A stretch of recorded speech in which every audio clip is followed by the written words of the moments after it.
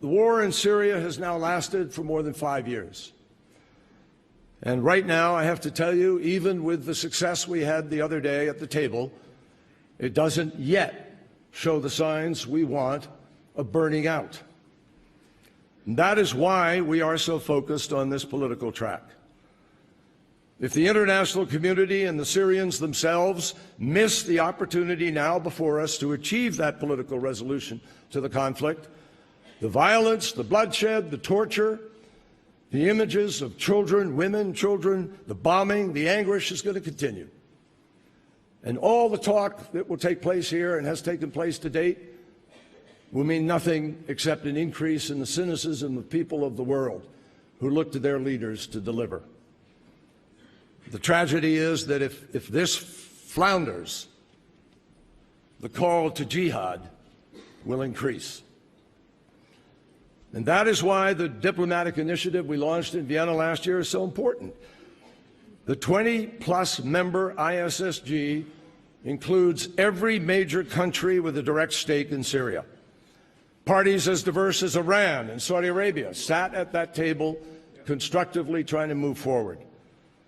And they have agreed on a list of principles unanimously reflected in the UN Security Council, and these principles reflect the way toward a stable, sovereign, inclusive, united, non-sectarian Syria that we all seek, but which the vast majority of people believe can never be achieved with President Assad at its helm. You cannot stop the war that way. Yesterday, we made progress advancing two of the major components of the UN Security Council resolution: the burning need for humanitarian access, not in months, not in weeks, now, immediately. And the trucks are lined up, and the permissions are being granted, and they should flow today or tomorrow. In the wee hours of Friday morning, we agreed that the sustained delivery of humanitarian aid will begin this weekend. First to the areas where it is most urgently needed, and then to all the people in need throughout the country, particularly in the besieged, hard-to-reach areas. And the UN has now said that the trucks are loaded, ready to go. And we also established a task force, which has met already for the first time in Geneva and will report regularly on the progress to be able to guarantee the delivery of this aid. The ISSG also agreed to implement a nationwide cessation of hostilities to begin in 1 week's time. Why in a week? Why not yesterday? For the simple reason that the modalities have to be worked out, and for the simple reason that people have to be communicated to in order to not have it start with failure. And this will apply to any and all parties in Syria, with the exception of terrorist organizations Daesh and al-Nusra. Now, there is a lot of work to do before this effective cessation can commence. And to that end, we have established another task force, which Sergei Lavrov, who is here, the foreign minister of Russia, and I will chair, together with other ISSG members. And we will work on the modality of how we deal with this. And to date, the vast majority, in our opinion, of Russia's attacks have been against legitimate opposition groups. And to adhere to the agreement that has been made, we think it is critical that Russia's targeting change.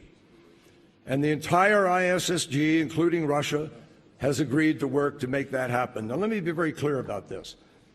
Foreign Minister Lavrov has said that we need to work together as a group to determine who should be attacked, who is qualified as a terrorist, who isn't.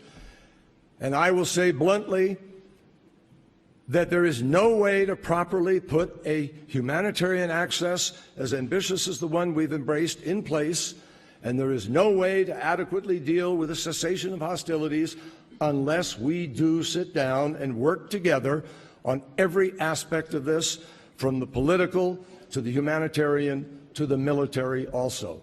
And we are doing that now. So we're not approaching this with some sense of, pie in the sky hope.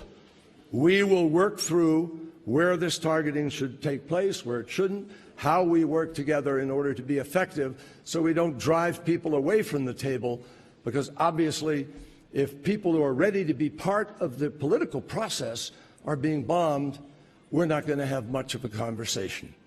So that's what we're working on. And the Security Council resolution has demanded that all parties immediately cease any attacks against civilians. That, too, has not happened to date. And indeed, the violence by the regime, as we all know, went up. Free-fall bombs are being used, which are not precise. We all know civilians are being killed. So we hope this week can be a week of change. Now, some have argued that the reason humanitarian access has been denied and there's been this bombing is because Assad and his allies, including Russia, might believe that by defying the will of the international community, they can win the war. That is a proposition that is being discussed. If that is what Russia and Assad think, then I believe they would be missing the lessons of the last 5 years. The Syrians who have rejected Assad have endured 4 years of shelling, barrel bombs, gas, Scud missiles, chemical attacks, torture, and they may be pushed back here or there, but they are not going to surrender. I don't believe there's anybody who believes they will. And the countries that have supported Assad and the countries that have opposed him say they're both committed to continuing that. That is not a recipe, obviously, for resolution. So it is critical for all of us to take advantage of this moment to make this cessation of hostilities work. And one thing I would say is that the more successful people are in standing up Assad, at the same time, the more successful they will be in attracting more jihadis to the fight. That's the perverse reality of what has happened there. So whether one side or another has an advantage today, this conflict will still require a political solution at some point in time in order to make peace, no matter what happens. This is the moment. This is a hinge point. Decisions made in the coming days and weeks and few months could end the war in Syria, or it could define a very difficult set of choices for the future. Everyone here knows what we have to do to get this right. Putting an end to the violence and the bloodshed is essential, but also providing Syrians with the humanitarian aid they need is critical, and ultimately the end of this conflict will come when the parties agree on a plan for a political transition that was accepted as the standard for this in 2012 in Geneva with the Geneva Communique.